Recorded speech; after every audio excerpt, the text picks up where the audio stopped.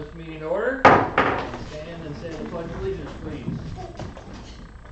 I pledge allegiance to the flag of the United States of America and to the republic for which it stands, one nation, under God, indivisible, with liberty and justice for all. Thank you.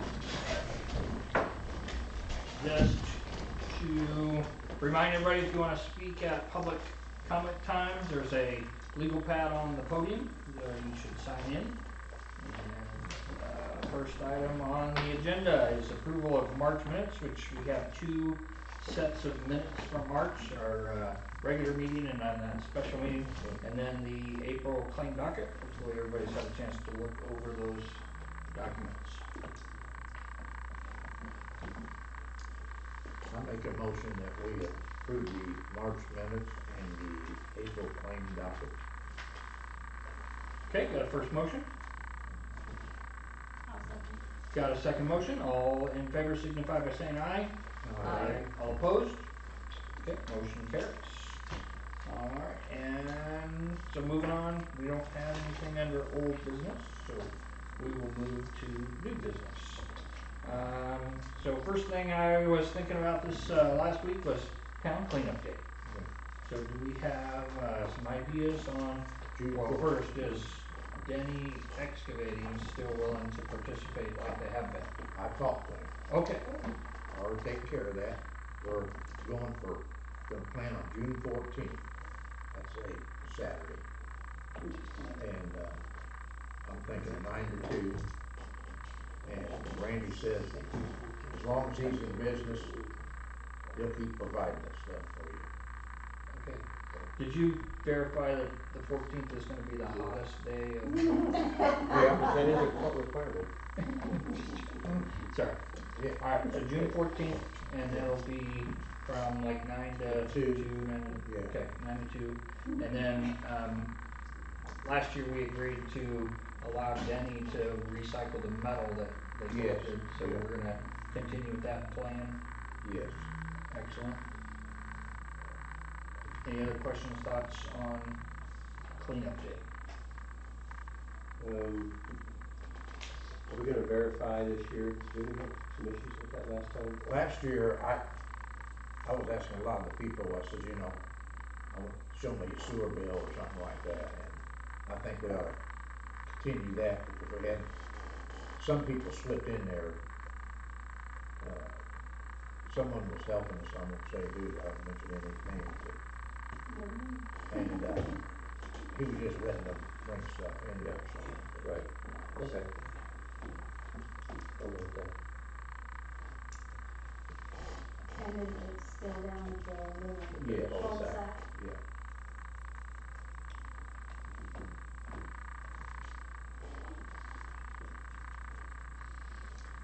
Alright, any other questions, thoughts, comments on town cleanup day? Alright, next item, I wanted to talk about the Cumulative Capital Development Fund again. Last couple of years we've mentioned this and then we've not moved forward on it. I just wanted to check. One of my concerns this year is looking at Senate Bill 1 with the property tax relief and other changes that they're going to make. Their plan, the state legislature, if it passes the way it's written now, would our max levy for 2026 will be 0%. So if our levy can't go up, then our tax rate will drop more significantly than it has in the past, which also affects the county option income tax because the county council makes their decision on how much of that money to funnel towards Clayton based on our tax rate. So this fund would be helpful because this would be outside of that Senate Bill 1 authority, and it would just be money or a fund that we can spend on capital expenditures, whether it's a new furnace for the building or a new air conditioner or a new bucket truck or a new plow for the snowmobile or whatever, I mean, whatever we need, kind of thing. Is that the one that you have to do like by March the 31st? By or- May 31st would be the final date, so we would have to have, an ordinance drawn up and then a public hearing. And then, for 30 days after the public hearing, there is what they call a remonstration period.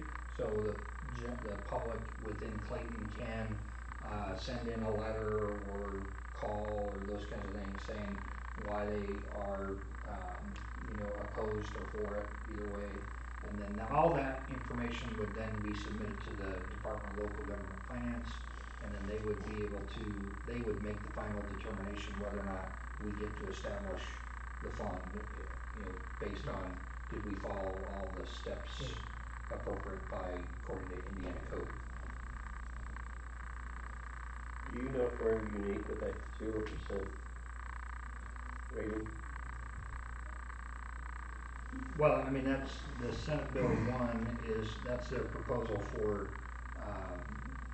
the first year after this bill gets passed, or if it gets passed. And then it would go up to 1% for the year after that, so 2027, and then 2028 would be 2%. So like last year, we got a 4% max levy. Right, okay, so you're saying 0% is unilateral across? Yeah, that's okay. across all municipalities in Indiana. I thought it passed today. The I what? thought I saw that it passed today. Did it? I thought I saw that it passed, but Okay. I I- might be mistaken. I mean, I quickly looked through kind of all the bills that I've been watching, and it's, on the website I looked at, it said it was still in that committee for, economic and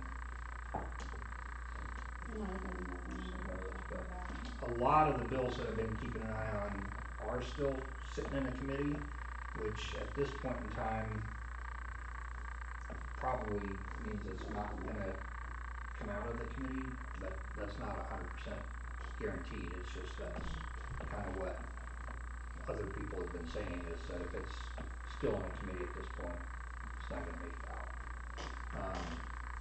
But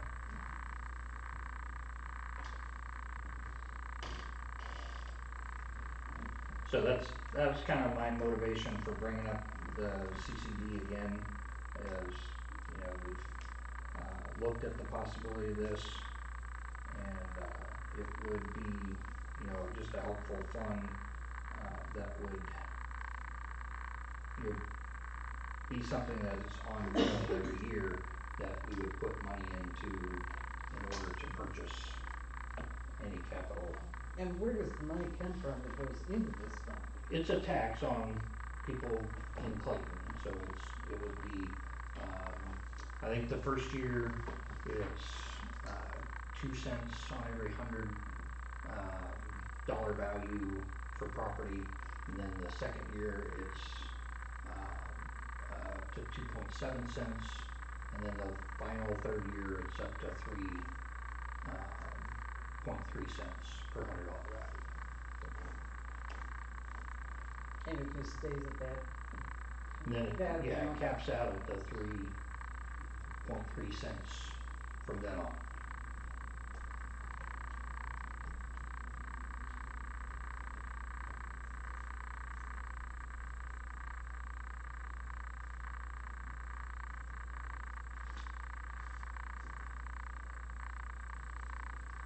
Any other questions or thoughts on that fund? Is there a deadline on any of that? Yeah, so like I said, we have to have the ordinance approved, the ordinance approved and the public hearing before May 31st. Now the remonstration period, I've been told, can extend past that, but they would prefer, the DLGF says, we prefer if it's done before that, so like if we waited till our May meeting next month to bring this up again and have our public hearing, that it would still fit within the the legal steps of this, and it would just be that remonstration period could extend past the 31st, but we couldn't pass the ordinance past May 31st.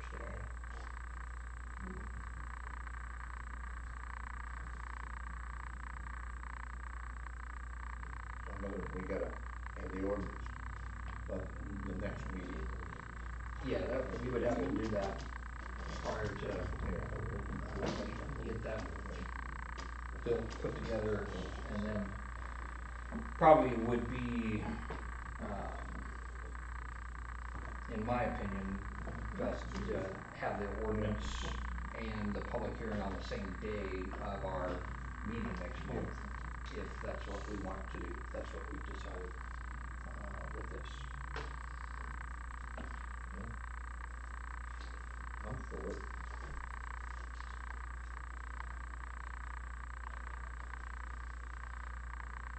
Okay, any other comments, thoughts?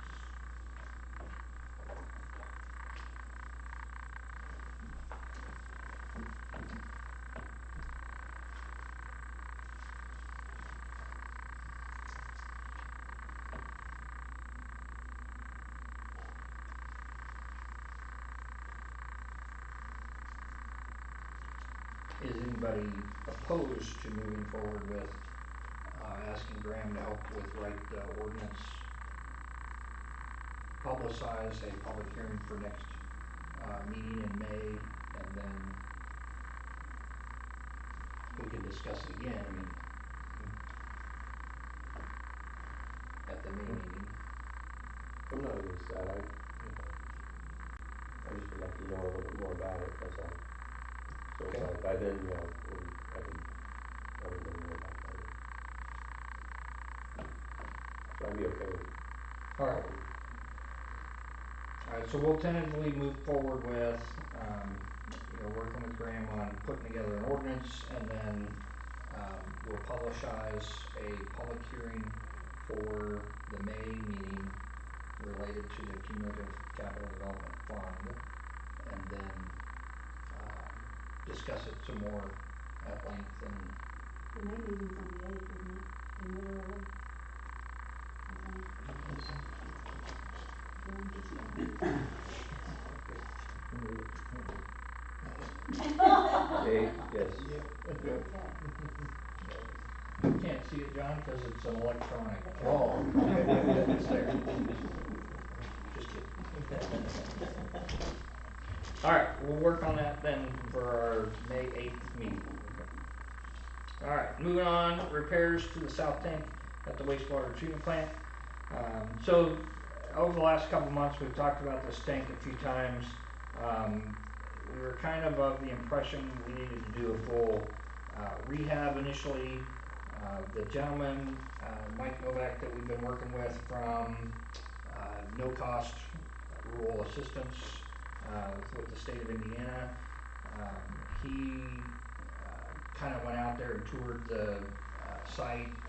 We talked with Mr. Penner. With him, he was a wastewater treatment plant operator for 40 years before he started working for the state at this company, or at this office. And both he and Mr. Penner feel like the, repairing that wall that we were worried about is the extent of what we need to do right now. He said he feels like we could do a simple repair on that vertical wall that we've reinforced, and then not have to do the full rehab yet, which is kind of good news, because that we were looking at over $1 million on the full scale rehab of that tank, and so it's kind of a helpful sigh of relief a little bit that they've agreed that it doesn't need that full rehab yet. So we did get a quote from JMR Excavating on the repair of that wall. One quote is for a new wall made out of stainless steel, and the other quote is a new wall made out of mild steel.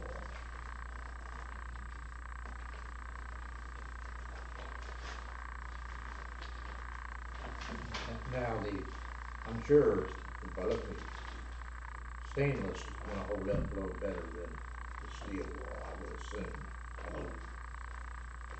I do have a question though Yeah. for Randy. On the mild steel, that's just the steel, no paint, no coating.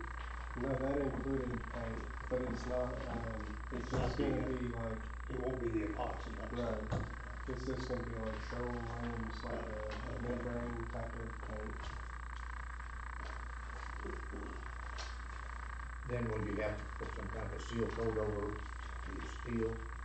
After you The put that mild paint? steel, we would paint that with Yeah. like a sealing membrane, but it's not a guarantee of not rust or whatever. Yeah, stainless steel is usually what we wanna use when coming into wastewater, cause it's so corrosive, it just eats anything else up.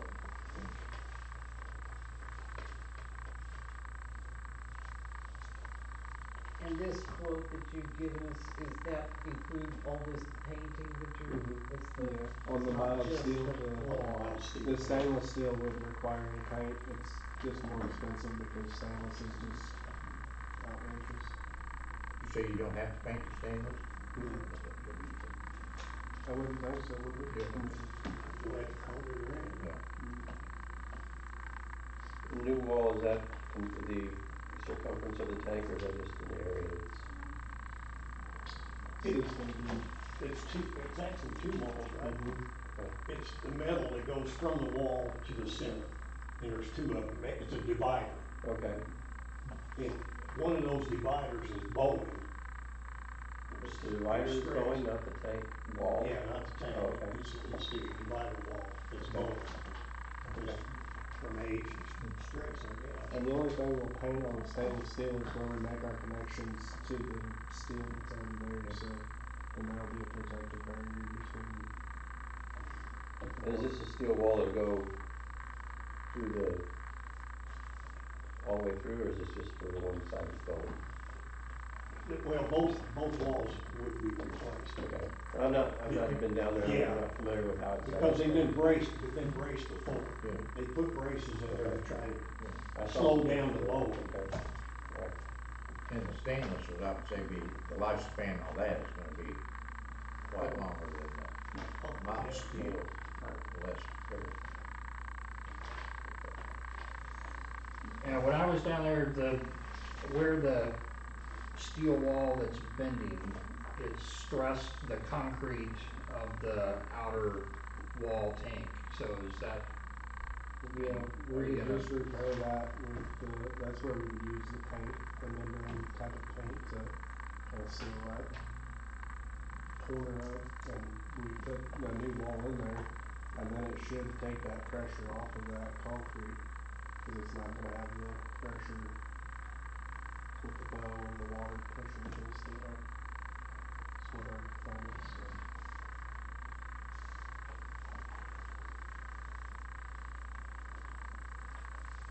Alright, any other questions on our stainless steel? Yeah, about how long of a time frame to do that?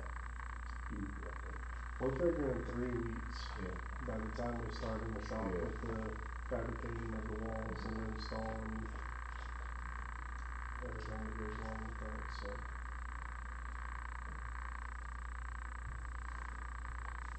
So I understand what's here, I have a quote for a mild steel wall quote, and I have a stainless steel quote, and then I have one for frac laminate. That's a different tank. This is completely, this is a Different different, tank. this is a Yeah. different conversation. Yeah. Okay. Yeah.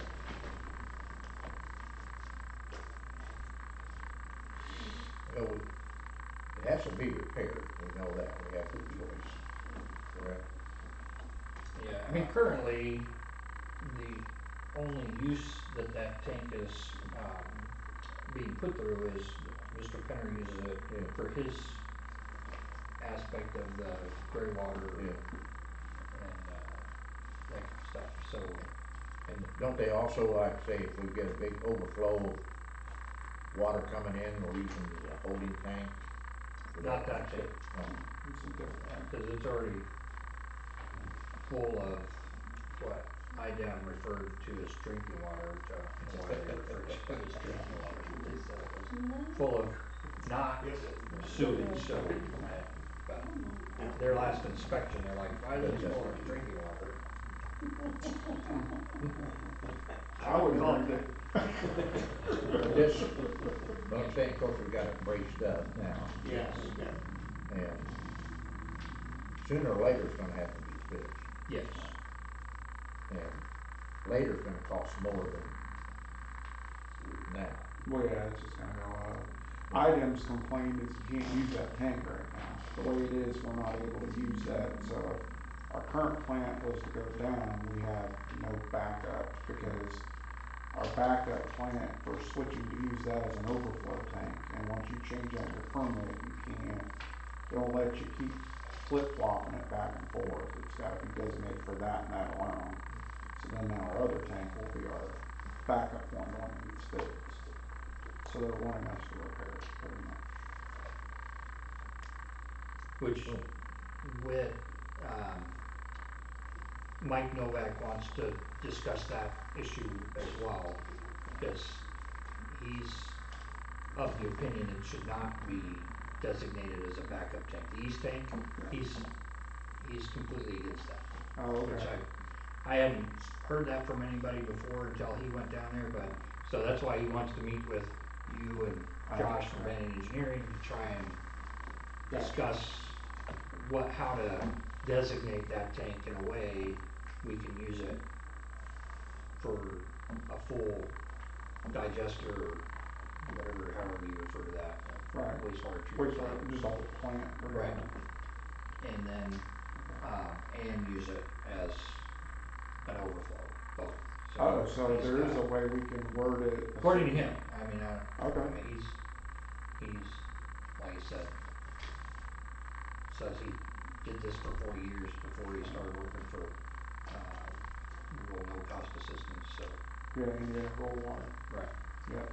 Okay. But anyway, sorry, I diverted away from our main topic here. So, South Tank, what do we wanna do on this? Well, I would like to make a motion, we need it done, but I'm gonna make a motion if we repair it with the stainless steel because of life expectancy. Okay, got a first motion on a new wall made out of stainless steel for $76,390.33. I'll second. Alright, got a second, all in favor signify by saying aye. Aye. All opposed? Okay, so we'll move forward on, the stainless steel repair of that wall. Alright, so then the other one, Gabe, what you were looking at was the east tank. There's a lot of rusting and paint peeling off. Mike's guess is because we haven't been using it appropriately, and sometimes when you don't use something, it degrades faster. So he thought having that sandblasted and coated could be helpful for making that tank last longer, but it wouldn't be a full rehab per se of $1 million, but would just be get all the old paint off, clean that up, and then paint it and coat it with a cracked laminate. Cody, can you explain that, Riz? So it's basically just, we'll put epoxy on, the same that we would use on a manhole, whenever you do rehab there. And then we put fiberglass in for strength, and then another coat of epoxy on top of that. And then you have the strength and protection. And it also has 10-year warranty, correct? Yep. Just like the manholes. 10-year warranty against what? So there's a 10-year warranty period. So if we just use regular paint, that's going to deteriorate just like it has now. So by doing the epoxy fiberglass and another coat of epoxy, then you're eliminating the water from getting between the layers, and the freeze and thaw is hard on that paint. So that'll seal it up and add some strength to the metal that's already there.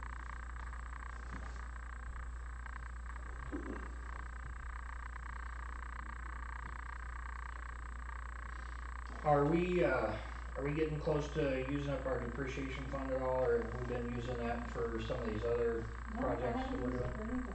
Oh, We have 279,000 in the depreciation fund and 329 in the operating fund. And then that down there will be storm drain money.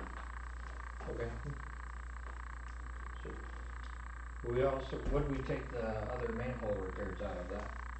Just the It regular had to come operating out of fund? sewer, out Okay, of sewer, yeah. okay. Did we lobby for other quotes on this? I called another company and never got a reply back, and Andy knows him too, and he talked to him personally too. Yeah, I told him that you guys were gonna give him. Sam a call, Hunt's his so I name, don't know. he's, What's the dollar value on it? What's that? 130,000. Oh, that's, we gotta do bids on that, yeah. Okay. But If if it's this is the only solicited bid for- that'll come in, Yeah, then if it's the only bid, right, and like on that Yeah. last one, we solicited for 3 quotes, right? yeah. Right.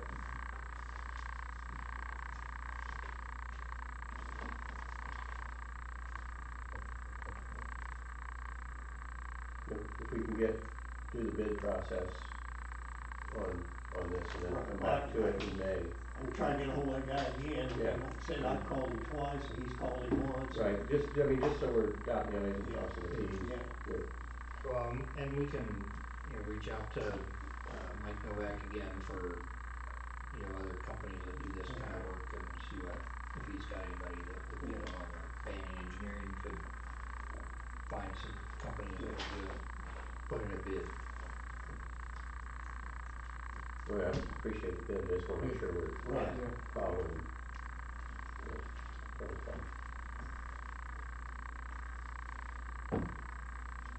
All right, very good. We'll move on, next item, policies related to festivals and events in town. I know we worked on, one with music in the park. I met with, Chief Remender, last week, and we talked about, specifically Christmas in Clayton and some of the hiccups that we had, with that event, and we just wanna make sure that in the future, we don't run into those same ones. I was working on typing, these up and I just never finished it, so I apologize. I'll work on typing those up for May's meeting. Essentially, we talked about, making sure we have, DOT approved reflective barricades, especially since it's at night, and we didn't have that last year. We want to make sure that, once kind of our plan has been established, that it doesn't get changed at the last minute. I think that happened multiple times last year, so we're gonna kinda make we thought a month or 30 days prior to the event, they have to have all their decision-making Right. changes done, whoever's, putting on the event, so and that those have to be approved by the town council and the police department. This is how it's gonna run. So could we, before the town meeting, before the event happens, I know they communicate with you and you coordinate with them and everything, but could we have a representative from that group come and give us the rundown on the event? And that way we have an official knowledge of what was planned and what was gonna happen.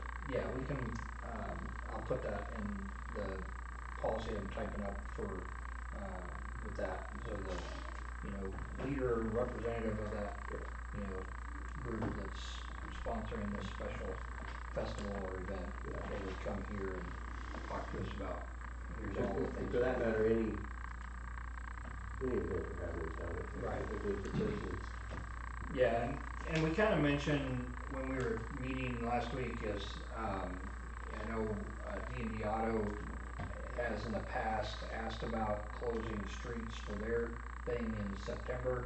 This last year they did not, and it was kinda like, oh, the streets are closed, and so we wanna make sure that every organization that does something where they're closing streets, that they've communicated to the police department and this town board prior to doing that. So, The Well, I'd like 39's to- a little different because the state runs that in the other roads, right? In the try to close down 39, it's a whole nother round. Oh, yeah, You gotta actually different apply for ballpark. a permit and go through a bunch of hoops for that. Right. Yeah, and part of my trepidation last year is I put my name on the permit application, and then all the things that I had to tell them we were doing, we didn't follow. That all got changed by other people, outside of the town board and the police department. And, so if something would have happened, you know, my name's attached to that permit, request, Right. and, you know, we didn't have the reflective barricades, even though the town board approved renting those. And then the time frame, they were supposed to not close down the street until 3, and they closed it at 2. So, I mean, you know, those kinds of things were just, we also ran into an issue, the post office was still doing business last year, and we didn't leave. They couldn't get through. Right, so they were like, we have to do our job still. We have a job. And so that was kind of one of those things that, you know, we need to make sure that we're, kind of making sure that whoever's running these, programs or events, has this plan, that it's set in place, and then they follow it.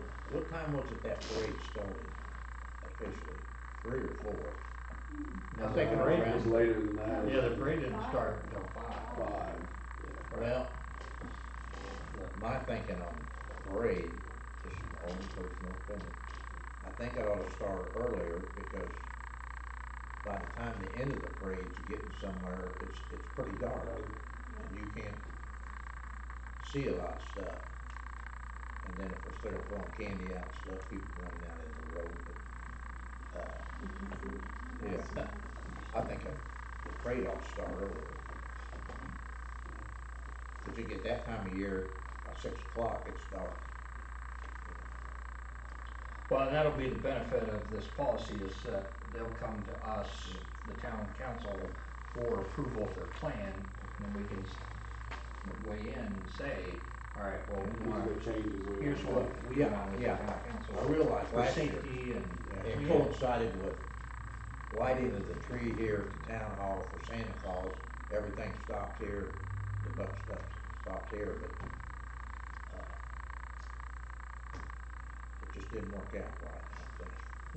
I mean, it was everything worked good, but Live and learn. I mean, we want Yeah, the, I mean, we it's want good. the events to be successful and fun and safe, and we don't, you know, so we're trying to, you know, put together something that'll allow events to happen, just that there's some guidelines to, you know, make sure that we're all in the know, that, you know, people are safe, that. oh, yeah, last year's parade was a whole lot better than the first one, so it's doing good. I thought it was a good,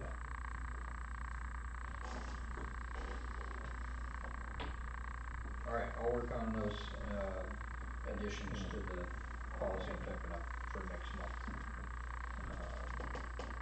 All right, downtown beautification grant thing, I applied last year to T-Mobile for a $50,000 grant to help pay for the parking lot. I got denied. I wanna try again. I've got some ideas on how to reword my request and that kind of stuff, so I need more letters.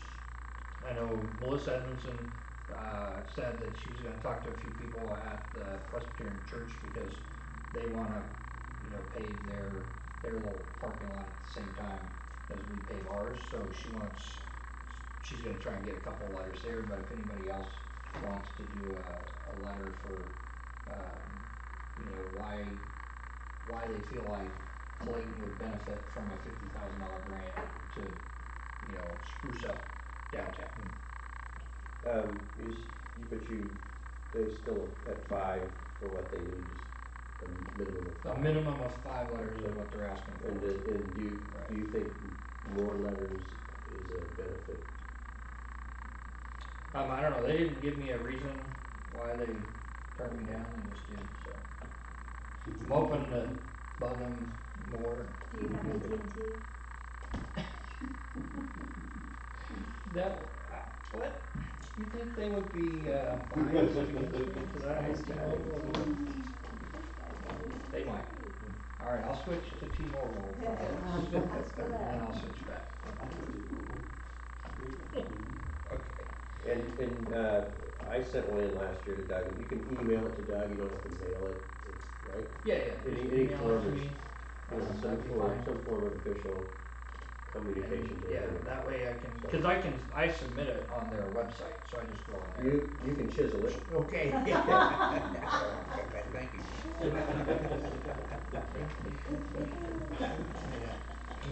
Alright.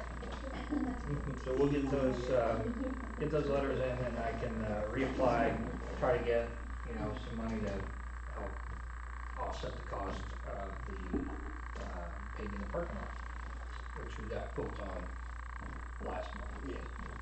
Any more feedback on those? Cause one of them was like double, Pardon? one of them was like double the price, didn't you? Yes, and Find out I why. got back with him and asked him if that was the church lot in, and it wasn't. Oh, So, I don't understand that. stainless steel paving. Just out of curiosity, I forget, what were they asking to do that? I think, And the low one was like 44. yeah, 34 something, and that was with concrete curbs, Yeah. on the, east side, 50 foot this way, and repairing the sidewalk in front of it.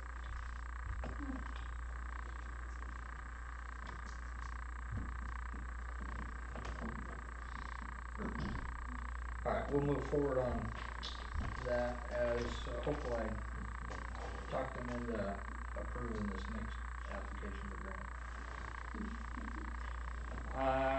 Letter to sewer customers. I was, after some of our big rains, I was down at the wastewater treatment plant talking with, Mr. Penner, and,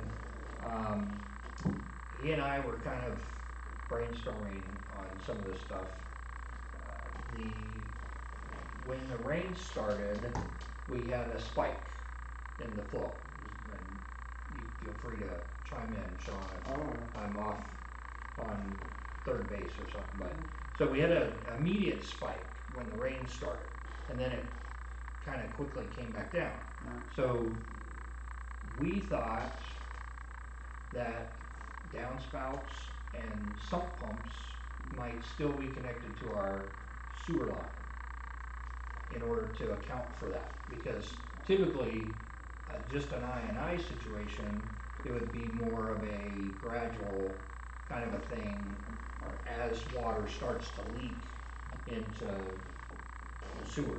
So, a few years ago, we sent a letter to all our wastewater customers saying, please disconnect your downspouts and sump pumps from the sewer system.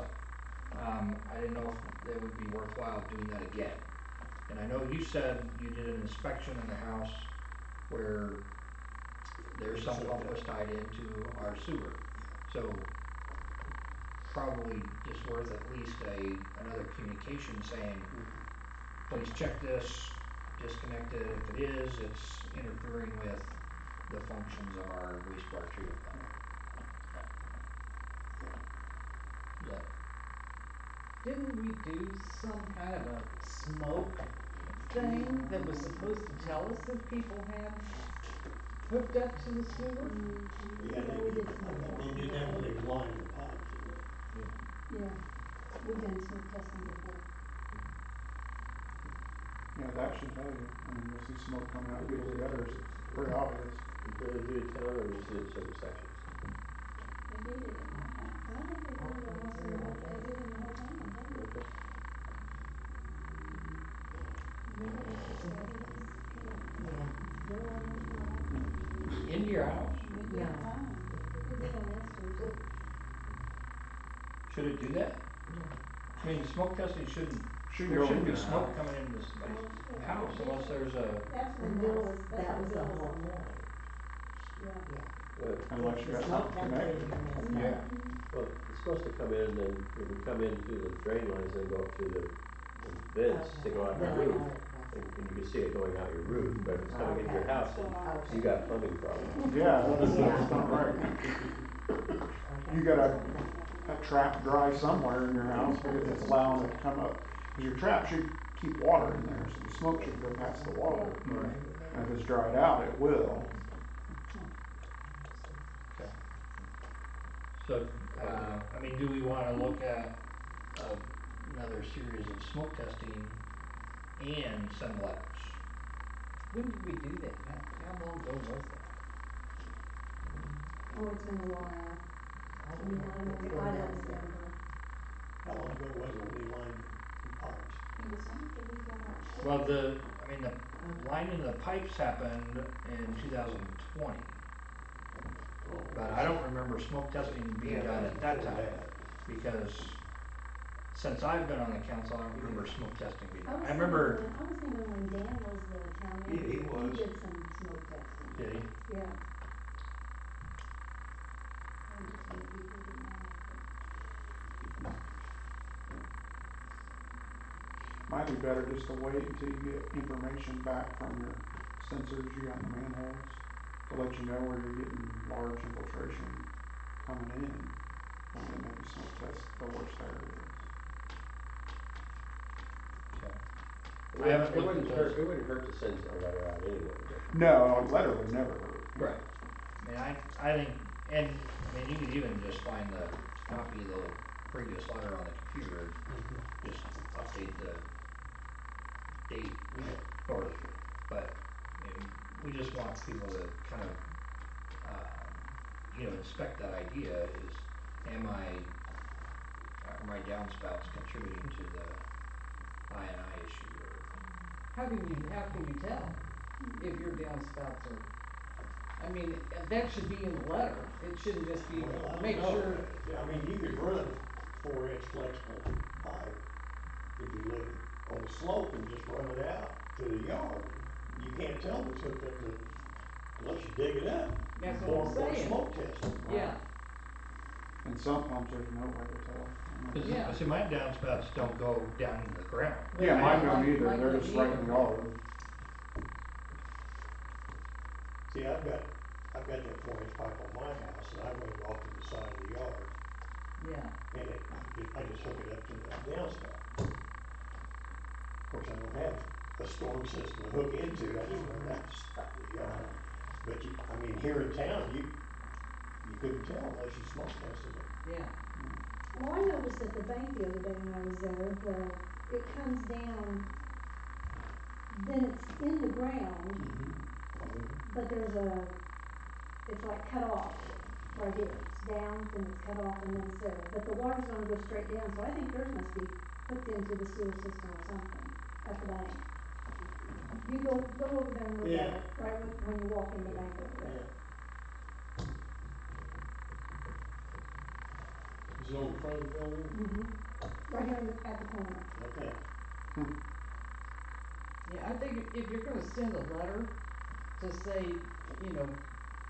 check and see if you're hooked up, you kinda gotta tell people what to look for cause I don't know if mine's sump pump is hooked to the Right. sewer or whatever.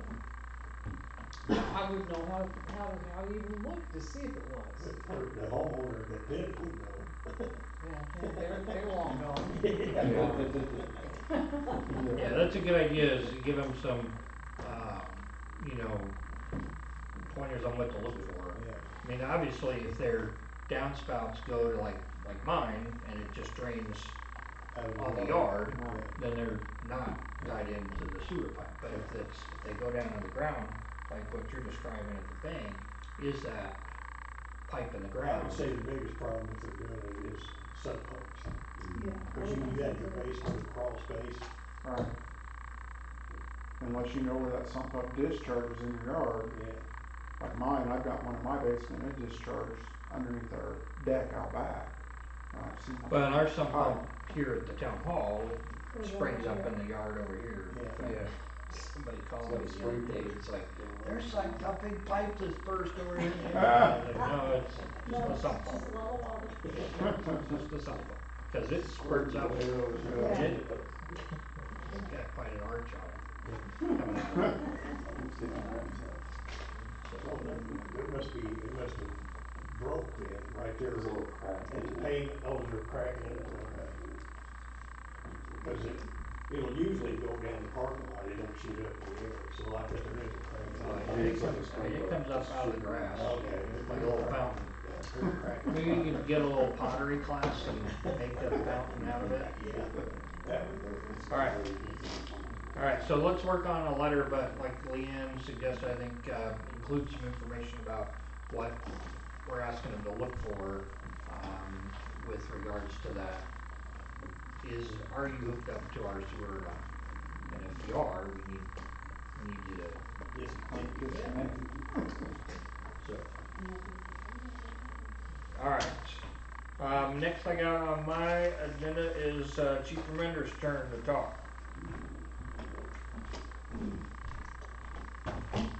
Couple updates, update on House Bill 1186. It went into, it got its first reading on the 3rd of March, and it's been in committee on the corrections and criminal law, so, I think the last day for the 3rd reading is the 15th of April, and then I think session's done the 29th of April. So if it doesn't get read by the 15th, I think it's done. I don't think it'll actually come out of committee, so, which I think it just needs a lot of really revisions, so it might not affect us, so. This month we've done a lot of training. Saturday's our last day for a 40-hour pre-basic exam, the young man that we hired. He will now, after Saturday, will be ready to hit the road in full uniform. So firearms training is our last training that we have on Saturday. Jenny and I actually talked this week. We got some updates on music in the park. We've chosen Saturday, June 28th, Saturday, July 19th, and Saturday, August 30th. Say that again, June 28th, June 28th, okay, July 19th, okay, and Saturday, August 30th. I gotta notify the public. And we published the previous dates. We did, already. yeah. yeah. Update. June 28th, August 30th, and what was, July 19th. July 19th And August 30th. and August 30th. Yep, all Saturdays. Did, you get a hold of North Salem State Bank and, I did give a call. Yeah, they want to talk more. Yes. okay, Yes, they're interested. Yes. Bringing their trailer out. yeah, Yes. Yeah. That's a call really good. Yeah.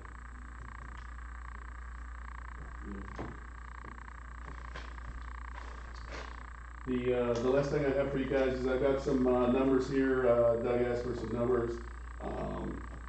This month, obviously, we started in the middle of the month, so we've got the hours that my guys worked is 195.5 hours we worked for the month of March. We had 6 dispatch runs. We did 12 business checks, 11 traffic stops. The majority of this month has really been spent in training. We've done over 50 hours of training this past month. So most of the guys have been spending their time on some training every Saturday this past month. How many traffic stops? 11. There's probably more than that because all my guys didn't turn in a daily, but that's what I have. Next month will be a lot more accurate. Okay.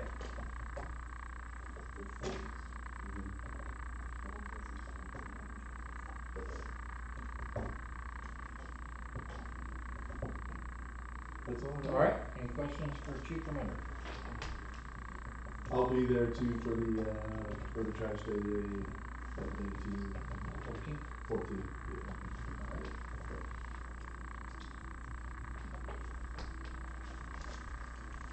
You get your talent all lined up for the 3 music in the park already, or? No, Okay. no, kinda got some things out there, trying to use, we had a couple good ones last year, so I'm trying to get them, lined up again. So, I'll give you a number of that one group I gave you last yes, year, but. yes, yes. Did John Pickerel get asked, or? He hasn't been asked yet, he's reached out several times. Yeah. Okay. Alright. So, yes, yes, I like his band, he's got, he's doing pretty good. yes. Alright. Yes. town favorite. Yep. Yeah. Yep. All right, thanks. All right, Pete, your turn, sir. All right. Comcast got a hold of me, and he said that we would start receiving franchise fees in June or shortly after, depending on how quick he can get the addresses and how he put it to me. Jerry and I got all the major potholes yesterday. We'll continue with that. And Doug asked me if I'd look up for the park, what do you call those, pet waste eliminators? Pet waste stations, yes. I was approached by a couple of different people who are frequently out walking their dogs, and they just asked, have we ever considered this? So I asked Pete to look up some options. We could have, one or two at Lambert Park, and maybe one, by the parking lot over here, wherever we might find a need for pet waste elimination. There's two different bids here, prices. One of them has a solar light, which we wouldn't need that in park. Means how you can't be there after dark. So that would be if you want to put one within the town somewhere. And the prices are actually on the second page, because it's kind of deceiving. It says as low as $149, and then you turn the page. Because you have to buy 50 of them to get it. Yeah. 50 off. Yeah, there you go. And who's gonna tell Jerry that he gets to go out and empty these when they're all Well, you know what? filled I up? don't think he'd really mind. He was grabbing an asshole yesterday, no gloves on or nothing. Just throwing it home.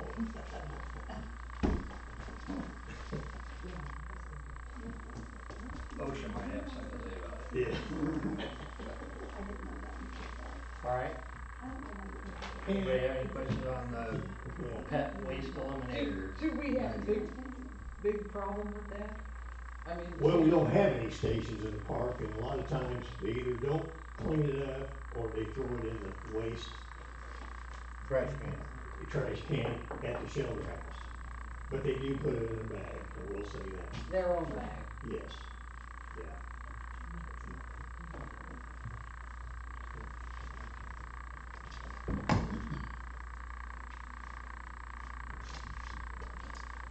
All right. Any other questions for Pete? No, that might be something to look at once the trail Right. also gets set up. Yeah, because that would bring more people, sure. And just one other thing while it's on my mind, Andy brought up, you've got a gentleman that would check our manholes on a regular basis, right? Means how, I don't know what I'm looking at when I pull the lids off for where they're leaking and everything.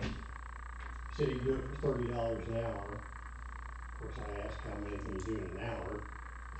And I think if he's got the map that shows where they're at, and there's no problem with the lids, what, 4 or 5 an hour? Or more maybe. Yeah. It just depends on how buggered up they are. And that would speed up the process on any problems. Are you thinking that you want him to do this like on a rotation basis, like Well, I every mean, he'd 6 only have to months he would inspect come them out and once, look right? at them or I would something, just or? do them like once. He would have to inspect them once and tell us which ones are giving us the problem. The way we do it in Monrovia is just constantly, Oh, really? yes. Because you never know something could happen That is throughout the true, time. especially the ones in the road, definitely. We do 6 a week in Monrovia. My guy goes around and checks 6 every week, and he'll just go through the whole town, and when he's done, start over again. Well, what I was thinking, if we found, say, 20 that's leaking, and we repaired those, Right. and then we keep track with the sensors on the ones that's not repaired, that wouldn't have to be on a rotating basis all the time, would it? You still want to check them though, I mean, Yeah, because once you line them, say that somebody comes through with a snowplow and they hit it. Or a tractor, or all kinds of stuff happens. That's why we do ours. I mean, just because it's good this week don't mean 6 months from now it won't be bad. We just put it on a rotation and just do them all the And time. I can show again, Jeff's working for you, I can show him as well, if that's something you want him to do, I mean. Well, I mean, I rode with him that one day, and he retired from Greencastle Creek, sewer plant there. So he knows what he's doing, he's been there over 10 years. I don't, I'm looking at it, see water running. Okay, I got a question. So if your guy goes out and checks 6 a week, is that included in your contract, or do we pay him extra? We included that with our contract with them, yes. Okay. With your guys' contract, we didn't have that. That was something I was gonna discuss later on. Okay. But we wanted to get the first year under our belts and see how things went. Okay. But it's up to you guys, whatever you want to do. It don't matter to me either way. But I would advise checking them. It's a good idea. Yeah, I was hoping these sensors would start giving us really good data so that we can narrow it down to problem areas. But Well, I checked it just the other day, and I found one, I'd have to go and check the location. I noticed a huge spike during that rain, and that one, where the rest of it didn't show that big a spike. So, that's gotta be one of the problems. I mean, it really jumped. So you're getting some data from Wally, or just from them? Well, there's still 2 or 3 of them I'm not getting anything from. Okay. And the last time I talked to Patrick, he said he probably wouldn't be available sometime in May because he's traveling right now. So, other than that, I guess. And we still haven't replaced the one that was bad No. from the manufacturer. No, that's the one that's down by Mr. Swanson's, just inside your fence there. Okay, so and that one just giving us the flat Yeah, line kind of thing. Yeah, But then the other ones that were not sending data, Patrick showed you how to reset the cellular signal on it. If I can get to it, if it's not down in there, you know what I mean, I gotta stick a magnet on the side of it. Oh, okay. To get, come out of the sleep mode. And some of them's down in there where I can't do that, I can't reach it. Gotcha. But, and there's just something not right, because all of them basically has the street name on it, where you click on it, and these has got numbers. So I don't know if he did something different than the last ones we put in. Okay. They're just not logged the same. And them's just not giving me any data. Okay. All right, any other questions for Pete? With the project that you have going over here between Mr. Skirvin's property and the Regan Street sewer pipe issue. So I know, like last year, we approved money to purchase the easement from Mr. Skirvin and the trees. So are we able to pay him that now, or do we have to? Yeah. Okay. I'll have to go back and see exactly how much it was. I think the easement, we approved 3,000, and then I think the trees were 1,400, but yeah, Each whatever. or? Total, Okay. 1,400 for both trees, and then 3,000 for the easement, is what Okay. I believe. I'll But yeah, have to- check the minutes from that meeting, whenever that was. Okay. It was. Yeah, well, that sounds about right. I think so too. We're not buying him the trees, We're just paying for the fact that we destroyed them. we're buying his old trees. Right. Yeah, they're done gone. Alright.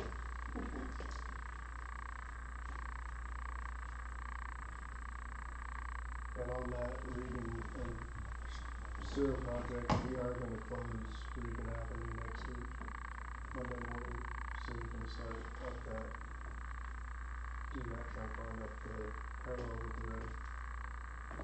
Okay, so probably make sure to let homeowners over there know ahead of time.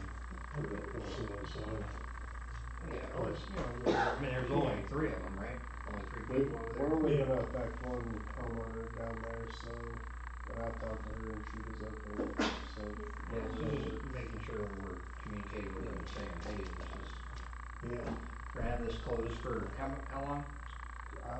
Probably a week, Okay. I would say, yeah.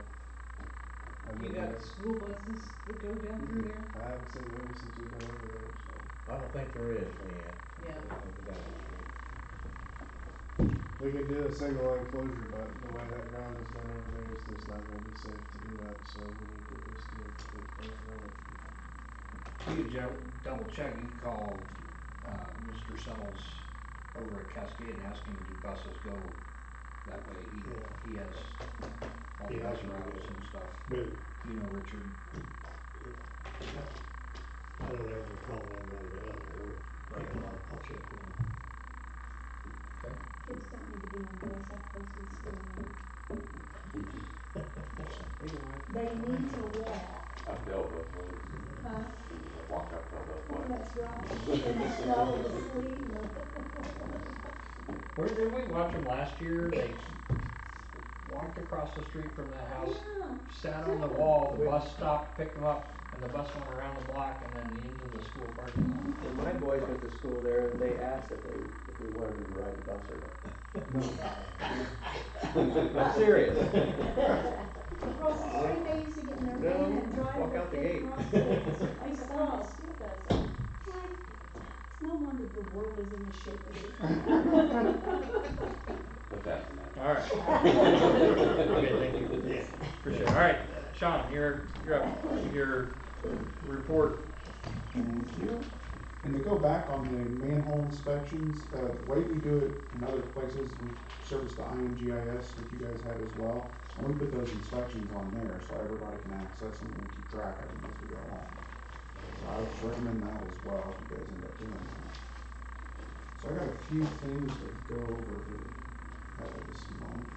So in March, we received 4,150,000 gallons of wastewater. Our average daily flow was 133,807 gallons per day. We had 3.4 inches of rain and we were at 45% capacity.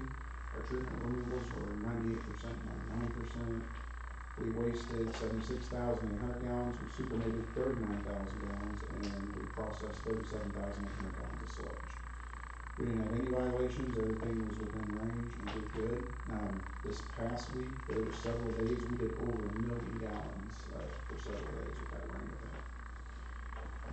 To get on to the projects that we've worked on, we have completed working on the inventory list of equipment and supplies at the plant, so I did provide that to you guys as well. And on there, I just kind of basically listed out what we need, the cost of, roundabout cost of what it would be right now, and then on the priority level, how important it would be to have that equipment replaced or have a spare piece of that equipment as soon as possible. So I don't know if you guys just want to look over that and just kind of get back with this or how you want to go about it, but that just gives you guys some information more or less on what we're looking at. As far as existing stuff that we have there, we do have a backup chemical feed booster pump for our chlorine and sulfur dioxide gas, and we have the backup bar screen if our front screen goes out. Short of that, that's pretty much all the backup equipment we have at this time. I'm meeting with the electrician tomorrow at 10 a.m. to look at installing VFDs or timers on the blowers to save electrical costs. John got the guy he recommended got with me, and I'm meeting with him tomorrow at 10 a.m. This also, we set up the alarm system for the plant. It is active and going. I know Doug and I think Pete both got emails on the high level alarm on our overflow tank. So we did end up getting that up and running, and it monitors our blowers too. So if we get any kind of alarm on our blower, we will get called out if that shuts off. So the next thing I got, projects, we did have a fire department inspection report, which was fairly interesting. We failed on several things, and some of these, I'm not really sure, they just didn't know where the MSDS, like one of them was MSDS sheets, which we have on site, but I don't know if we just didn't see them or we didn't show them to them or what, we do have those. Another one is they're wanting a hazard identification placard that's posted on the main gate for the plant as soon as you go in to say that there's hazardous chemicals on site, chlorine and sulfur dioxide. One of the other things he failed us on was securing the gas containers, the empty ones on the outside of the door. I guess he came before secured those, which figures. They're secured now, so I mean, they're good. But that was one of the things he failed us on. Labeling and signage again on the entry door into where the chemical feed system is. He wants signs and labels there that there's hazardous chemicals in that room, and there isn't anything on the door right now. Other things, what was it? Storage of, said treatment room, the storage of 3 cylinders is over the maximum allowable quantity permitted. The limit is 2 inside that room, which makes no sense to me. He didn't meet with me on site. He met with one of the people that works for me, so I didn't get to communicate with him one-on-one. But that system is designed for 2 sulfur dioxide tanks and 2 chlorine tanks, so you're always going to have 4 tanks in there. So I don't know where he's getting 2. I don't know how he came up with that, so I'm going to have to reach out to him and find out what he means on that. But other than that, it's just some signage that we need to get done. Everything else is okay. And I'll find out, get clarification on what he means by only 2 in that room. And then the other thing I got for you guys is quotes on the SCBA's that we need to have on site. If we were to have a chlorine or gas leak, we have no way of safely getting in there and shutting it off. So I gave you guys a few different options. The first one I put on the page 1 is kind of the one I would recommend. I've worked with MSA gases before, and they're pretty good, and it's from Granger, so that's also a pretty good company. But there's some others in there too that are just as good. Any one of these 3 would be fine. So if you guys want to review that and just let me know next meeting. What's the quantity of those? You need 1 or 2? Just one. We just need one. It holds 30 minutes of pressurized air that you can put on and go in there. You'd be able to shut the gas off. That way no one gets hurt, no problems happen or whatever. Yeah. Who would it fill the bottles for you? I mean, it'll be filled when we buy it. Yeah. It's just filled with air. You could probably take it to the fire department, get it refilled, but it would hardly ever be. It's an emergency only use, so it could sit there for years and not get used. No, they can't. OSHA No. requires, You once you have to buy do that, it. you have to bleed it and refill it on a regular basis to Okay. test the seals and all that That kind of makes stuff, sense. so, yeah. So we probably have to work out something with the fire You would have to department. do, and so with this, I guess my question would be, instead of buying an SCBA, have an emergency procedure where you call somebody who's already equipped with an SCBA, like the fire department. Yeah. So, I mean, is that an option? I Do you have to physically go in the room yourself, or can you call 911 and wait for the fire department to come would think and that shut would- it off? that would be with an their option. protective gear. Right. They already, have the SCBA's on their truck. They already have to test them on a regular basis for their That makes sense. regular use, that kind of thing. So Sure. once you buy this, now you have to provide all that documentation on testing and Right. so. Sure. And I just, That's a good point. Yeah. I mean, And I'd that say- would be something we need to work with the local fire department on. Yeah, and to get them down there and show them what valves they need to shut off and things like that, if they Yeah. want to do it. And it's pretty simple. Anybody can Yeah. shut a valve off. I mean, it's just this valve on top of the cylinder. I think I like your idea. Yeah, that sounds a lot better, I think, too. Cause they're, I do think there needs to be, communication Yeah. and established Right. with, the fire department saying, Sure. hey, this is, we haven't really established, but Yeah. in the future, if an emergency happens, we're gonna call you, this is the room we're looking at. I Right. mean, you already have the fire marshal Right. down there Yeah, inspector. poking around, so. Yeah, so he already kind of has an idea of what's going on. So, yeah, I think that's a great idea.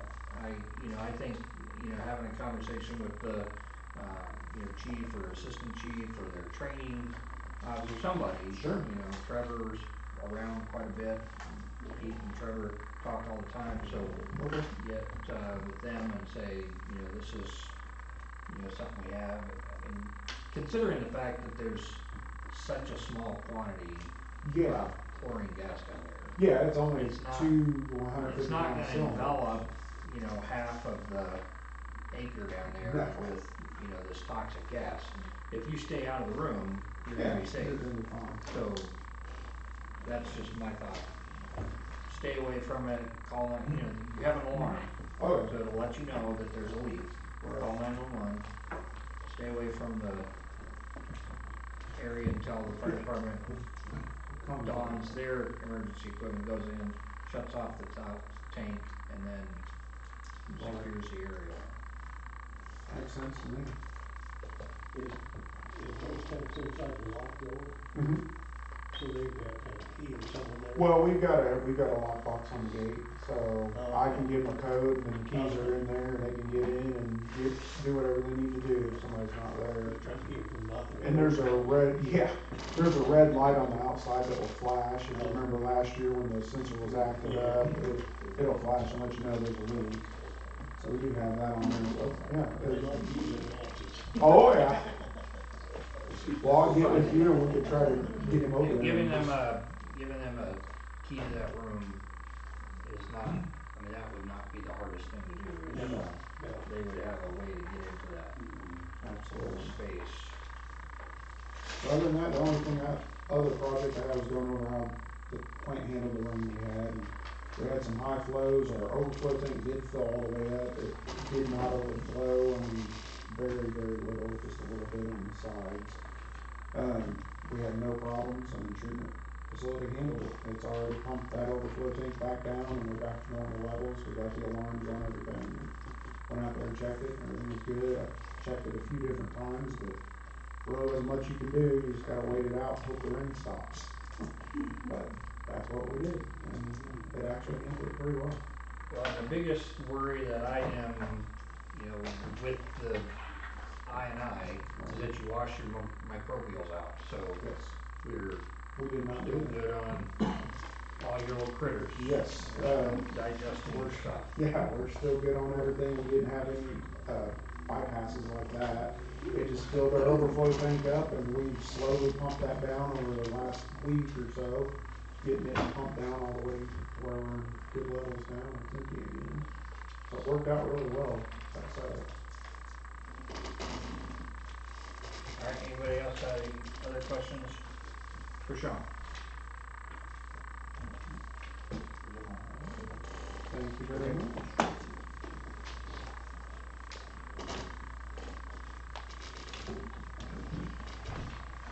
All right, anybody else got anything for the good of the order?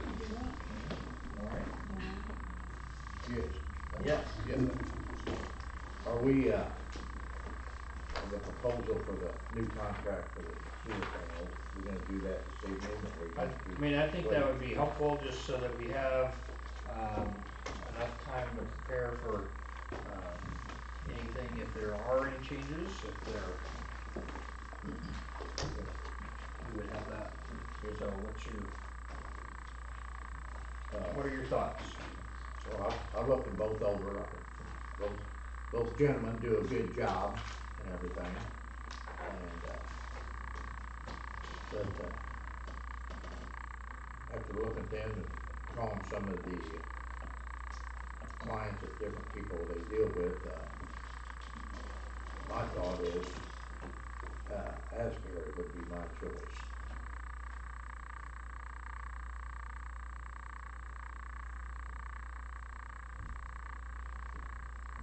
All right. I reviewed both contracts, and I found that possibly that we're getting 5 visits a week from Asbury, where we're getting 3 from wastewater. We get 5 visits from us. Huh? We get 5 visits a week from us. We're there Monday through Friday. Your contract says 3 visits a week. 3 major testing days, but we're there 5 days a week. Okay. We're there every day, Monday through Friday. Okay, well, I didn't see that in the contract, I just noticed it said 3 visits a week. No, that's So just our that's- major lab testing days. We still, on the 2 days that we're not doing major lab testing, it's just pH and DOs. I'm just checking the plant and stuff. Okay.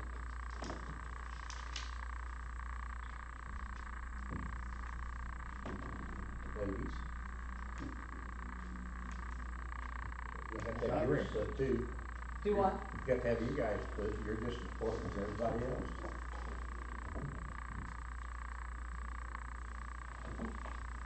I think I probably would go with wastewater, but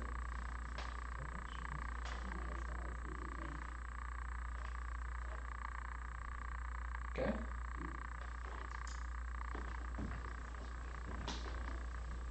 We got a tie opinion here.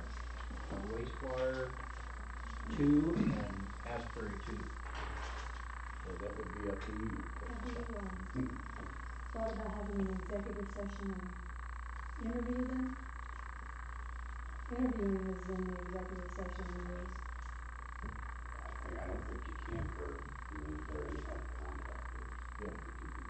Oh, I okay. think the interview process for that would be for if we were hiring an employee. Oh, okay. Make an employee.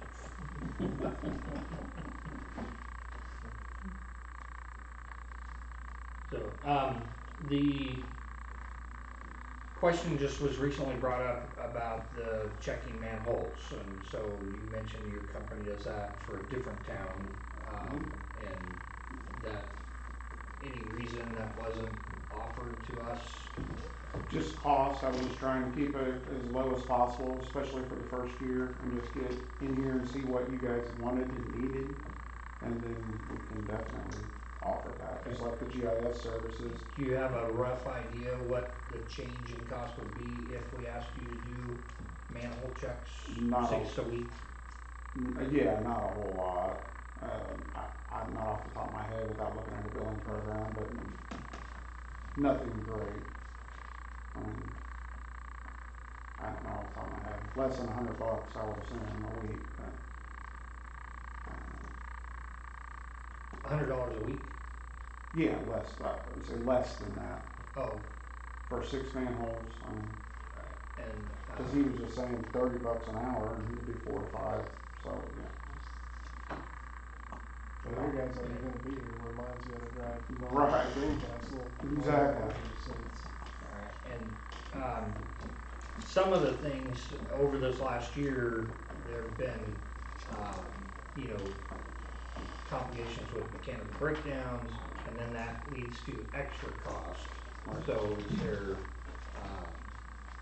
any thought of including that kind of thing in your proposal or your, I mean, obviously it's hard to know, I'm gonna have these emergencies, but Right. There's no way for me to know what could break down or not break down. All I can do is stay on the maintenance, grease, and changing oil and doing the things I'm supposed to do according to the specs and the manuals and everything at the plant. But I can't help what happened before I became the operator. And, you know, like I said, I went through some of that stuff, and there's equipment that hadn't been maintained in years.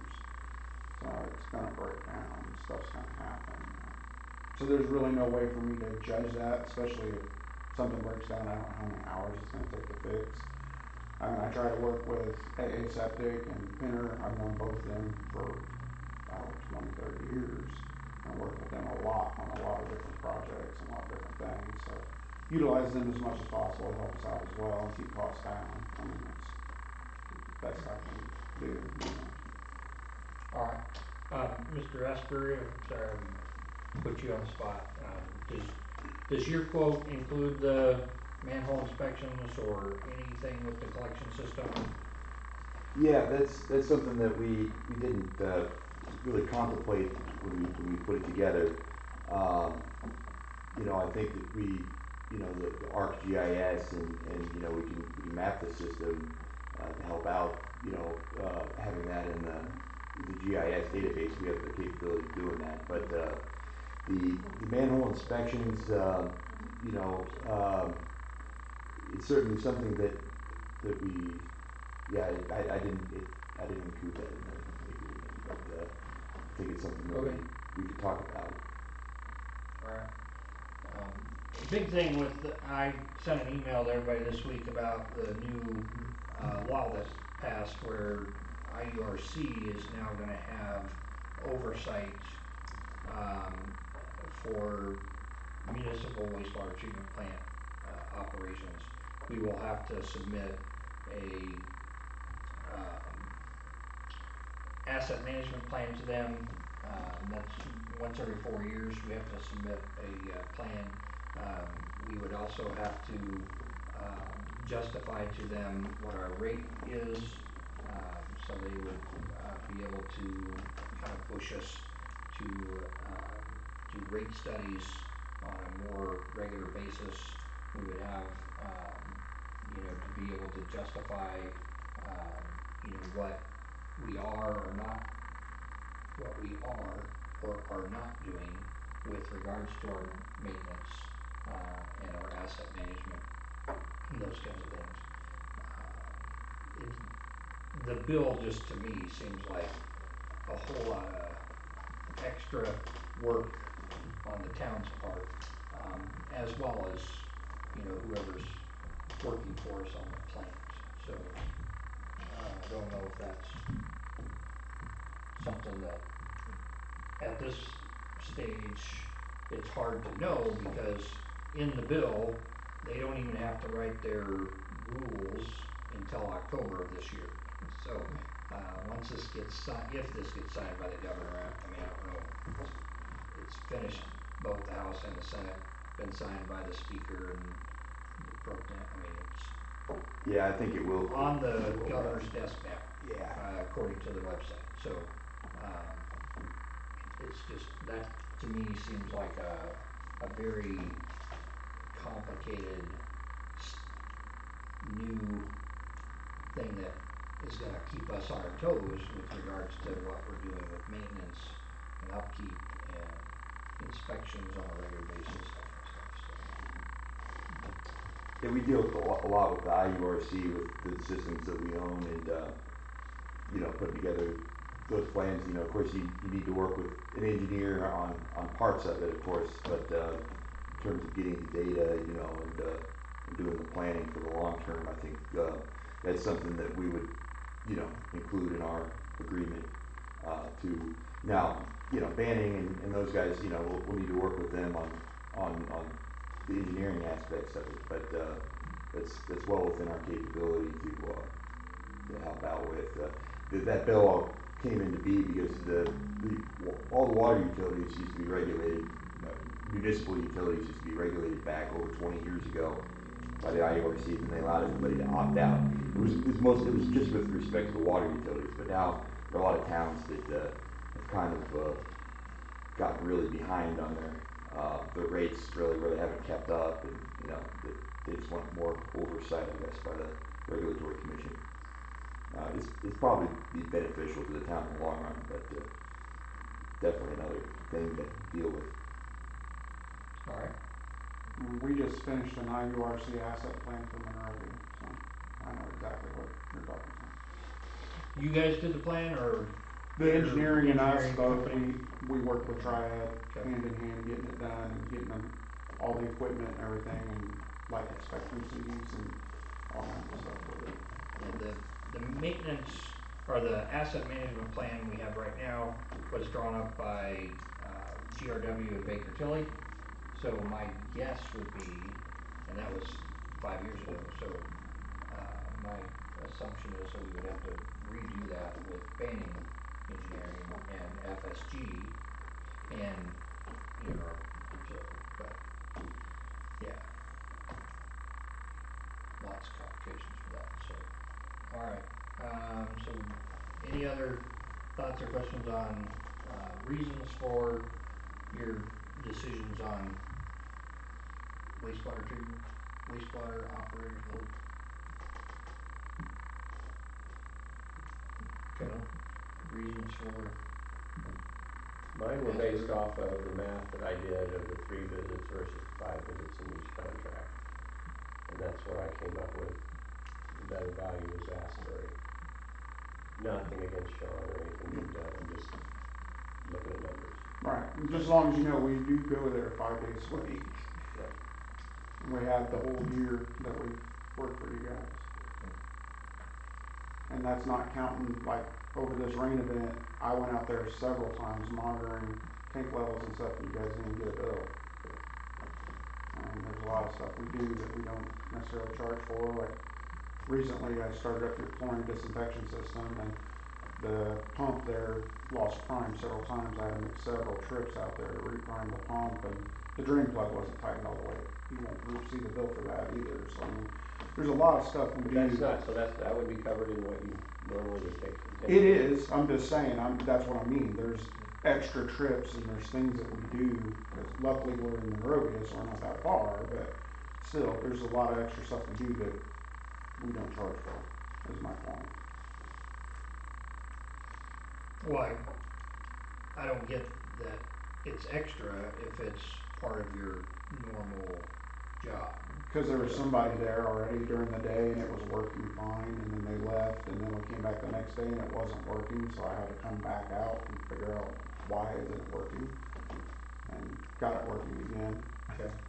I finally got it straightened out, but it's just the extra trips is what I'm saying. There's a lot of extra trips that we make that we don't charge for.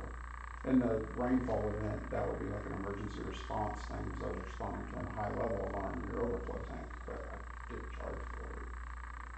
I just came out to make sure everything was okay. Now, I didn't do anything either, you know, it's not like I was out there working for an hour on something, it was more or less just checking on things. Sure. I mean, so small stuff like that is my point. Not everything is billed. And we do that with all of our clients, for the most part. Like, if it's less than an hour, we don't charge for it. All right. So I feel like, you know, with the passage of this bill, and just kind of with all the extra things that it's, you know, going to be requiring, with looking at, you know, the extent of, you know, the quote that Asbury has provided and the, you know, the figures that, we looked at, my vote would be for Asbury also.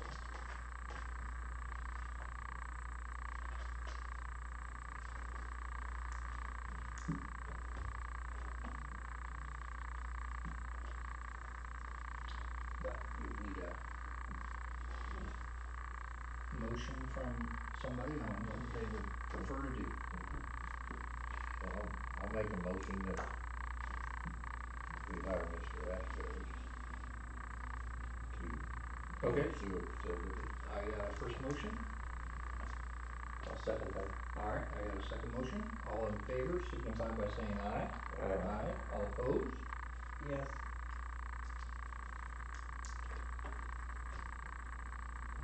Yes. You can oppose, it's allowed, you're allowed. All right, so 3 for, 2 against. So. All right, so motion carries for hiring Mr. Ashbury. That'll start June 1st. So my thought process would be that there's a transition period, and so, you know, being able to kind of pass the baton, so to speak, with working with, you know, you guys working together on what you've done so far, what kinds of issues you've had, or that kind of stuff. Pete can help out with coordinating those kinds of things as well. All right. Any other That's all I have. issues for the order? So Dave, anything else besides what we talked about so far? No, if you all would look at the email that I sent about the style change to their website, that's gonna have to be a decision made the next couple weeks. So, I like the style layout 5. I got yours. That one was. Keep in mind that it's more of like the visual look of it, not so much like a lot of the things that are on our present website, the menus and things will stay, they'll transfer over, it's just the visual look of it. So if you look at those, I like it. okay, look at those, links, and, or I can print them out and leave them in here so you can see them, but, yeah. All right. Anything else? Nope. I don't wanna make that. Graham, anything from you? No, I'll work on that ordinance. Okay, excellent, thank you so much. All right, consensus to adjourn? Adjourn. Alright, we will adjourn 8:29. Thank you all. Don't forget to sign everything.